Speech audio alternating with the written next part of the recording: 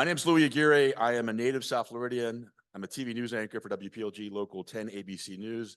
I'm an environmental advocate and host of Don't Trash Our Treasure, seen every Wednesday and Sunday on WPLG Local 10. We just launched our thank you very much. Thanks. Plug. It is my honor to welcome you all to the Biscayne Bay Marine Health Summit for 2024. And this is by far the largest summit we've had so far. The previous 5 summits that we've had, the first one launched in 2017. We went virtual in 2020 because of the pandemic. And now this year in this brand new space here at Parrot Jungle Island, we have a sold out crowd of over 500 attendees. That is the largest crowd ever. Yes, that is indeed something to celebrate. Give yourselves a round of applause. And this really tracks with what I've been experiencing since I returned to South Florida in 2017. And that is a growing engagement of more and more South Floridians who are concerned about the state of our beloved Biscayne Bay and want to make things better. I'm constantly meeting new people who are passionate about our waterways and our wild spaces and are using whatever instruments they have in their toolbox, whatever talents, treasures they have in their arsenal, make a positive impact and be a part of the change that we need to see more of in order to create a more resilient and sustainable future, not just here in South Florida, but all over the world. I want to tell you about my Sunday, because I had the most magical Sunday, and it began in the most beautiful way. I was recently connected by a fierce community activist, Sandy Moise, who's joining us here this morning. Stand up, Sandy. People can recognize you. Yeah, don't let her smile fool you, because she is a pit bull. And we thank you for your tenacity and your tireless advocacy and all you do for our natural world. You are a hero. You are a champion. Thank you so much, Sandy Moise. We are better because of you. Anyway, Sandy recently introduced me to 2 of her friends, avid scuba divers and ocean lovers, Dave and Patrick, who happened to stumble upon an as of yet uncharted coral reef.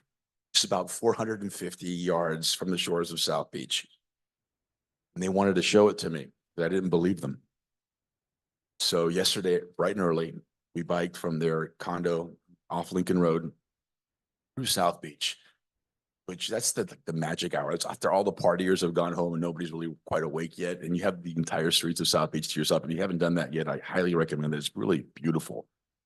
Beautiful bike ride to the shores, just off Ocean Drive, just near Mangoes and the Palace. I mean, we talk about a polar dichotomy right there happening. Anyway, we walked to the shore with all of our scuba gear. We got in the water, and it just blew my mind because there is so much life down there. So much color. I mean, brain corals and star corals and gorgonians and nurse sharks and rays and schools of angelfish and porkfish, and it is thriving. It is thriving, despite the devastating summer that we experienced last year, where we saw the worst mass bleaching event ever documented in Florida because of the extreme heat and abnormally warm waters fueled by climate change. Yes, despite your pushback, Mr. Governor, we say climate change here in Miami. The Nile is a river in Egypt, and that too is flooding. So anyway, I digress. That's not my story. How to get that off my chest. It is magical down there, and there is so much life. The point of my story is that it reminded me again what a magical backyard we all share with dolphins and manatees, sharks and sea turtles, and beautiful bird life and marine life. And it's all too beautiful, and it's all so fragile. So much so that last year, over 140 million tourists came to Florida just to get a taste of it.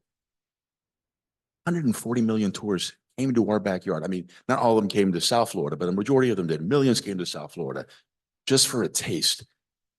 We are the lucky ones that get to live here. We get to live here. And that makes us all stakeholders. We all have agency in this. A recent study found that Biscayne Bay represents a stunning $64 billion impact to our local economy. So even if you're not a tree hugger or a fish hugger, I happen to be one, you have skin in this game. Because our magical, beautiful paradise will only stay magical and beautiful if we all step up to protect it and restore it. Which brings me to part two of my story, which is the polar opposite of the way my day began. I know that many of you here in this room are aware, maybe you're not, that the city of Miami just launched its new Leave No Trace policy this weekend. Thank you, Chris Evans from Miami Parks. I see you back there. Hello, sir. Thank you. And what this policy does is encourages boaters and water enthusiasts who recreate on the spoil islands of Biscayne Bay to be responsible for the trash they create, pack it in, pack it out, back on their boats where they can properly dispose of it on land at marinas and boat ramps. And this is to try to mitigate the enormous amount of trash and litter boaters regularly leave on these tiny islands where the trash cans are overflowing, packed to the rim. They don't care, and they leave piles of trash all over the place and litter scattered all over the islands. And it's just too much, man. When the tide comes in, all that trash gets swept up into the bay, where it just adds to the pollution load, killing our watershed and the precious marine life that lives in those waters. So this is actually a policy that was recommended by the Biscayne Bay Health Coalition that puts on this show. And it was recommended because it works. This is policy in all of our national parks. It's not that hard. We're responsible for the trash that we create. There are no trash bins at in Everglades National Park. There are no trash bins the Grand Canyon or Zion or Arches or Yosemite. You pick up the trash that you make, pack it in your backpack, you dispose of it properly, right? It's not that difficult. So, you know, a lot of the fierce advocates that are in this room lobbied for many years to get this thing passed. Thank God the City of Miami Commission paid attention. They passed it. And they activated this new policy this weekend by removing all the trash cans. They installed new signage everywhere, telling visitors to leave no trace. And what's more, they instructed Marine Patrol to go to the islands last Wednesday to clean them up. I was with them, and they cleaned these islands up. They left them immaculate so that when the city officially launched Leave No Trace Saturday morning, those islands would be spotless. And for the most part, they were. I know because I was there. I was there for the launch Saturday morning, and the islands were clean. Activists even engaged with some of the boaters that had arrived for a day of fun on the islands, informing them to please be mindful of this new policy and be responsible for their trash. I know that everything is a learning curve, and this is Miami. And we have a lot of challenges, but it broke my heart yesterday. I was there last night with my friends Albert and Allison, who took me out on their boat. I just couldn't believe it. I couldn't believe it. People with just so lack of consciousness, lack of respect, who just don't care. The entire island, we went to Pace Picnic Island, looked like a dump. There was garbage everywhere, piles of garbage. It didn't matter that they removed the trash cans, that they put up these beautiful new signs. They did not leave no trace. They left all their trash. So that is a reminder that despite this growing eco army of people who care and want to make things better, we have a lot of education to do. We have a lot of engagement to do. We have a lot to do. But the needle is moving. I know this because I was here 2 years ago, standing in front of many of you, when ideas were exchanged, elected leaders were pressured, and the business community pledged to step up. And positive action happened as a result. So meetings like this matter. I remember how devastated we all were after the fish kill of 2020. We'd never seen anything like that. Over 27,000 marine species floating dead on the surface of the North Basin of Biscayne Bay, and the algae plumes that happened after that. It was a gut punch, right? But look what happened because of that.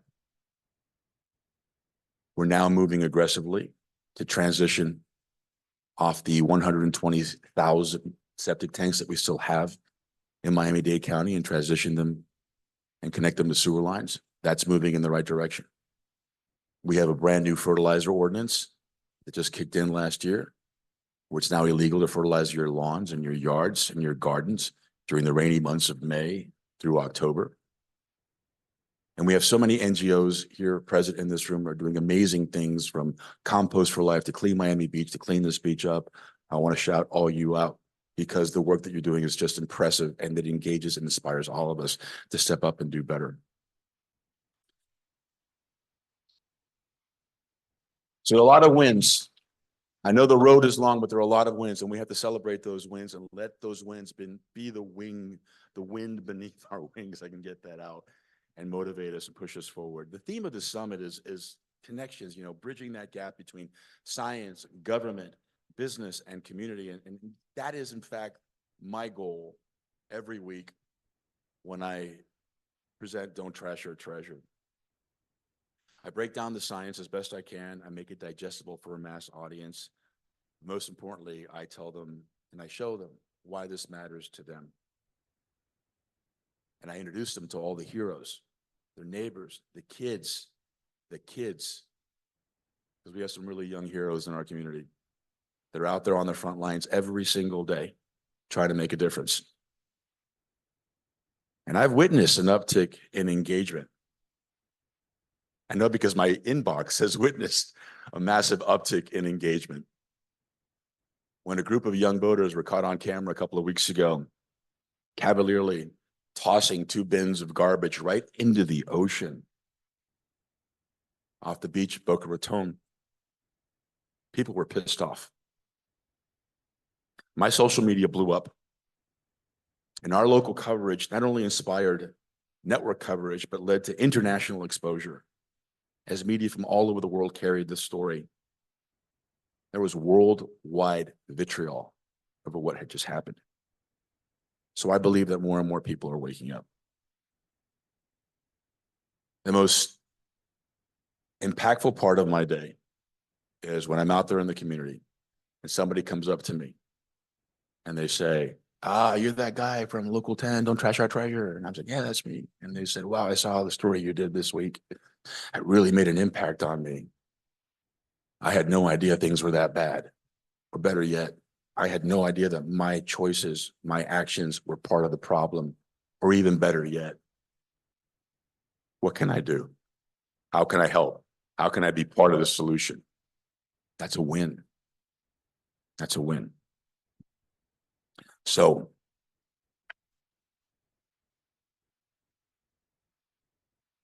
despite the challenges that we all see ahead, and some of them seem very daunting, people are waking up.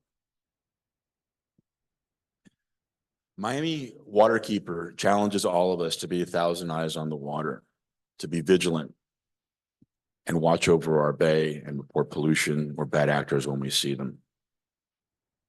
We already have 1,000 eyes on the water. Trust me, we do. So let's up the ante. Let's make it 100,000 eyes. Let's make it 500,000 eyes on the water, because all of us have the ability to do something to make things better. There's something that we have, the glorious gifts that were given to us at birth, and our talents, our connections to make a difference and make a positive impact on our world, restore balance to our natural world. In the iconic words of Dr. Seuss, and I love this quote, it's from the Lorax: unless someone like you cares a whole awful lot, nothing is going to get better. It's not. So I want to thank everybody in this room for caring, for showing up here today, celebrating 50 years of the Biscayne Bay Marine Preserve, aquatic preserve that is something that we all should celebrate.